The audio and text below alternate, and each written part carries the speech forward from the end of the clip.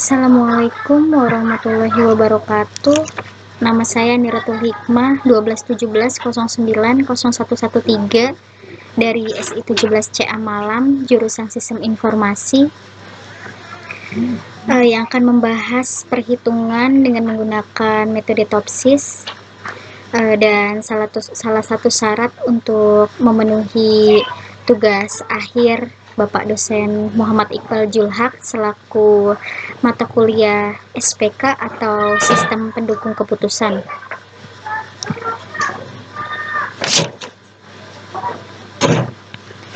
Sistem Pendukung Keputusan. Nah, metode TOPSIS atau kepanjangan dari Technique of Ordering Preference by Similarity of an Ideal Solution, yaitu metode pengambilan keputusan multi kriteria yang pertama kali diperkenalkan oleh Yun dan Huang tahun 1981. Didasarkan pada konsep di mana alternatif terpilih yang terbaik tidak hanya memiliki jarak terpendek dari solusi ideal positif, namun juga memiliki jarak terpanjang dari solusi ideal negatif. Dari sudut pandang geometris dengan menggunakan jarak Euclidean untuk menentukan kedekatan relatif dari suatu alternatif dengan solusi optimal. Goals dari jurnal yang saya ambil yaitu pemilihan siswa terbaik, di mana langkah-langkah dalam TOPSIS yang pertama yaitu menentukan parameter. Parameter ini untuk pertimbangan dalam pengambilan keputusan, untuk pertimbangan dalam penetapan alternatif keputusan, dan digunakan juga untuk menyelesaikan masalah pengambilan keputusan. Dan yang kedua yaitu menentukan bobot parameter. Bobot parameter yaitu skor setiap kriteria yang menggambarkan tinggi rendahnya kepentingan kriteria tersebut dalam pengambilan keputusan. Dan yang ketiga yaitu menentukan kriteria dari masing-masing parameter. Kriteria dari masing-masing parameter ini mempunyai dua jenis, yaitu benefit dan cost, tergantung dari parameter yang kita ambil. Benefit di sini mempunyai arti ketika nilai besar akan semakin baik, begitu juga dengan cost, yaitu ketika nilai kecil akan semakin baik, tergantung dari goals yang diambil. Dan yang keempat, menentukan tabel awal, dan yang kelima, menormalisasi data. Kita lihat di perhitungan Excel. Di sini untuk menentukan atau untuk mendapatkan bobot parameter untuk digunakan di tabel awal nanti. Nah, parameter yang saya ambil yaitu ada raport, sosial, spiritual, prestasi, dan attitude atau sikap. Perbandingan yang saya ambil pun di sini antara P1 dengan P2 yaitu 1:3. Kalau P1 banding P3 1:5, P1:4 yaitu 1:3, P1:P5 yaitu 1:4. Begitu juga seterusnya sampai dengan P4:P5 ya. Saya pakai atau saya ambil yaitu 1:3. Nah, lanjut dengan perhitungannya yaitu P2 dengan P1. P1 dan banding P2 yaitu 1:3. Yaitu makanya kita hitung 3/1, yang didapat yaitu 3. Ini. Begitu juga dengan P3 banding P1. Di sini P1 banding P3 yaitu P3-nya 5, P1-nya 1 yaitu 5/1. Begitu juga dan seterusnya. Untuk mendapatkan hasil produk yaitu jumlah dari P1 sampai dengan P5 dikalikan P1 kali P2 kali P3 kali P4 kali P5. Untuk mendapatkan nilai akar di sini yaitu produk yang udah ada hasilnya dipangkat 1/5. Kita tarik ke bawah sampai dengan P5 seperti ini. Nah, untuk mendapatkan bobot yaitu akar yang sudah didapat yang pertama dibagi dengan S12 di sini, yaitu jumlah dari seluruh akar yang didapat. Nah, seperti ini. Bobot yang sudah didapat yaitu bernilai 0,46, 0,16, 0,08, 0,19, 0,10. Ini angka yang kita gunakan di tabel awal nanti. Di sini.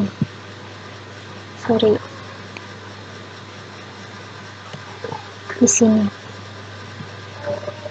Nah, parameter tadi yang 5 parameter yang tadi kita ambil dari jurnal yang kita pilih. Nah, di sini kriteria si rapot yaitu benefit, social benefit, spiritual benefit, prestasi benefit, dan attitude atau sikapnya benefit juga, tergantung dari goals yang diambil. Rapot di sini saya kasih nilai S1-nya 95, S2-nya 80, S3-nya 75, S4-nya 85, S5-nya 65. Kalau sosial di sini saya belum kasih angka atau numerik, saya kasih data, yaitu datanya S1 sosialnya baik, S2-nya baik, S3-nya sangat baik, S4-nya cukup baik, dan S5-nya cukup baik. Lalu kita tentukan skalanya. Skala di sini digunakan untuk tabel awal yang masih belum numerik.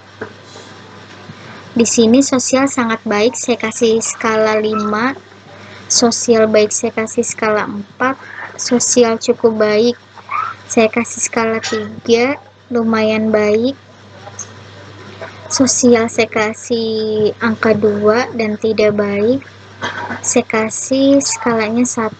Begitu juga dengan spiritual, prestasi, attitude atau sikap, saya kasih angka 5 paling tinggi dan 1 paling rendah. Lalu selanjutnya saya buat tabel yang seluruhnya sudah menjadi angka numerik. Nah, sosial di sini yang sebelumnya tabel awal yaitu baik, dan sosial di skala saya kasih baik itu di angka 4, itu saya taruh di sini angka 4. Spiritualnya di sini cukup baik, spiritual cukup baik di sini saya kasih skala 3, makanya saya kasih di sini 3. Begitu juga dengan prestasi. Prestasi di sini sangat baik di sini saya kasih skala 5, makanya saya taruh di sini angka 5. Dan attitude atau sikap di sini cukup baik, skalanya attitude atau sikap cukup baik itu yaitu 3. Nah, seperti itu. Sebelumnya yang di tabel awal ini saya kasih S1 dan S2 ini dengan data yang sama, diperbolehkan ya. Kalau misal S3 dikasih data baik juga boleh, ini terserah kita. Lalu menormalisasi data. Nah, menormalisasi data itu dapat dari mana sih? Yaitu di sini udah ada rumusnya ya. Nah, kalau kita di perhitungan Excel itu jadinya seperti ini, dimana sama dengan SKRT D12 ini yaitu hasil setelah tabel awal yang sudah menjadi numerik semua. itu di pangkat 2, lalu ditambah dengan S2 di pangkat 2, S3 pangkat 2, S4-nya pangkat 2, S5-nya pangkat 2, lalu kita enter aja. Nah, kita tarik ke bawah seperti kayak sosial, spiritual, prestasi, attitude atau sikap ini sama perhitungnya seperti rapot tadi. Oke.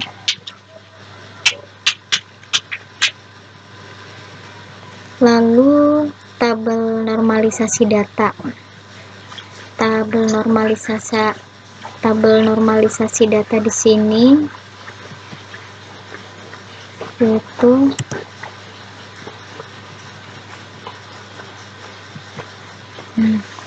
yaitu di 12 tabel setelah tabel awal atau tabel yang sudah menjadi numerik semua dibagi dengan pembagi untuk setiap parameter yang dihitung tadi. Dan jangan lupa dikunci ya yang B20 di sini. Kalau di saya sih B20 sini kunci. Nah, dia ke samping akan sama B20 karena dia parameternya rapot. S3-nya, S4 dan S5-nya. Begitu juga dengan sosial, yaitu tabel yang sudah menjadi numerik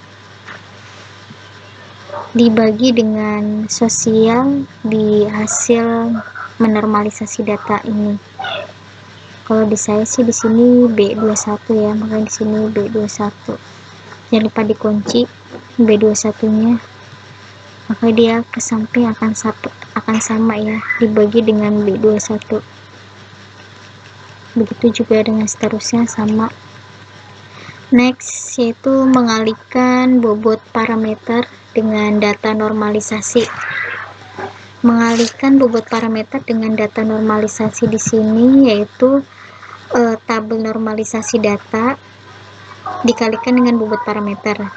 Jangan lupa bobot parameter di sini dikunci ya, karena untuk biar gak ngubah semuanya gitu, biar tetap dia pakainya B38. Kalau di saya ini B38 karena S1 sampai dengan S5 di sini sama-sama parameternya rapot. Nah, seperti ini. Nah, lalu untuk yang sosial juga sama, yaitu B39 dengan nilai bobot parameternya 0,16 dikalikan B30. Jangan lupa dikunci yang B39-nya di sini. Nah, lalu tinggal geser ke sini, pasti sama B39. Nah, seperti itu ya. Lalu mencari ideal solution positif atau ISP dan ideal solution negatif atau ISN untuk setiap parameter. Kalau dia benefit, maka ISP adalah nilai yang terbesar dan ISN-nya adalah nilai yang paling kecil. Kalau dia cost, maka ISP-nya adalah nilai yang terbesar dan ISN-nya adalah nilai yang terbesar. Kalau dia cost itu maka ISP-nya adalah nilai yang terkecil, kebalikan dari kalau dia kriterianya benefit, dan ISN-nya adalah nilai yang terbesar. Nah, kebetulan metode Topsys yang saya hitung ini dan jurnal yang saya ambil ini goalsnya yaitu kriterianya benefit semua ya, makanya ISP dan ISN di sini sama semua, yaitu ISP-nya kita cari maksimalnya dan ISN-nya kita cari minimalnya. Di sini saya mendapatkan ISP dari parameter rapot dan kriteria benefit yaitu di angka 0,24477291 dan ISN-nya yaitu 0,167273936. Di parameter sosial dan kriteria benefit, yaitu ISP-nya di angka yang paling terbesar, yaitu 0,09464755, dan ISN-nya yaitu 0,567885551. Begitu juga dengan parameter spiritual dengan kriteria benefit, yaitu ISP-nya di angka yang paling terbesar, yaitu 0,0459016339, dan ISN-nya yaitu 0,022958082. Begitu juga dengan prestasi dan attitude, sama ya, ISP-nya paling besar, ISN-nya yaitu nilai yang paling kecil. Lalu mencari jarak antara setiap alternatif dengan ISP D1 plus ini, yang artinya yaitu distance atau jarak pertama dengan ISP, yaitu ideal solution positif. Nah, caranya yaitu sama dengan SQRT kalau di Excel-nya, dimana kalau B47 ini dikurangi dengan ISP yang didapat. Dan jangan lupa ISP-nya di sini dikunci dengan angka S seperti ini ya. Lalu dipangkat 2 dan selanjutnya. Nah, lalu kita enter dan kita tarik aja ke bawah sampai dengan D5. Seperti ini. Nah, lalu mencari jarak antara setiap alternatif dengan ISN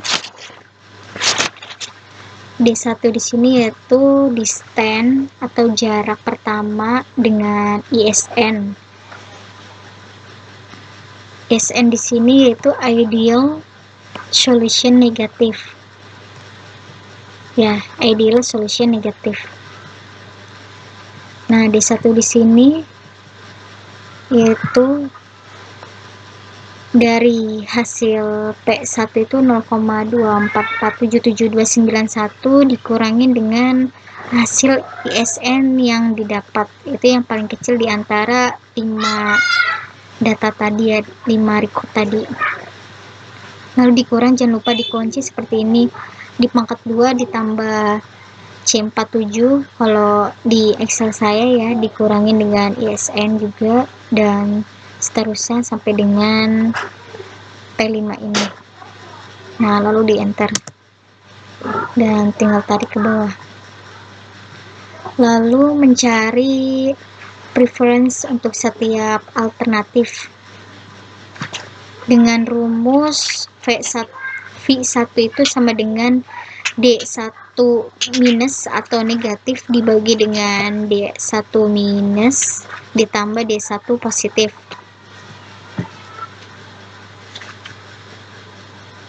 D1 minus dibagi D1 minus ditambah D1 positif ya.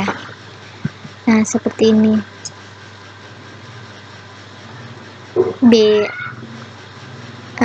Negatifnya yaitu B63 dibagi dengan B63 di sini ditambah dengan B56. Nah, enter.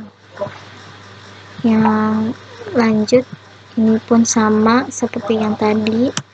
Yang ketiga, keempat, 5 juga sama. Nah, di sini yaitu perankingannya, di mana perankingan ini nilai angka 1 ini atau ranking pertama ini adalah nilai yang paling besar di antara 5 data atau 5 parameter ini ya. Di sini paling besar saya kasih angka 1 yaitu dengan nilai 0,81577223. Lalu yang kedua yaitu 0,4901772488, dan yang ketiga 0,4150807752, dan yang keempat yaitu 0,35003541, dan yang kelima yaitu 0,15899341. Di sini perankingan kita sudah dapat. Nah, Udah itu aja perhitungan metode topsis dengan jurnal yang saya ambil. Terima kasih sudah menyimak.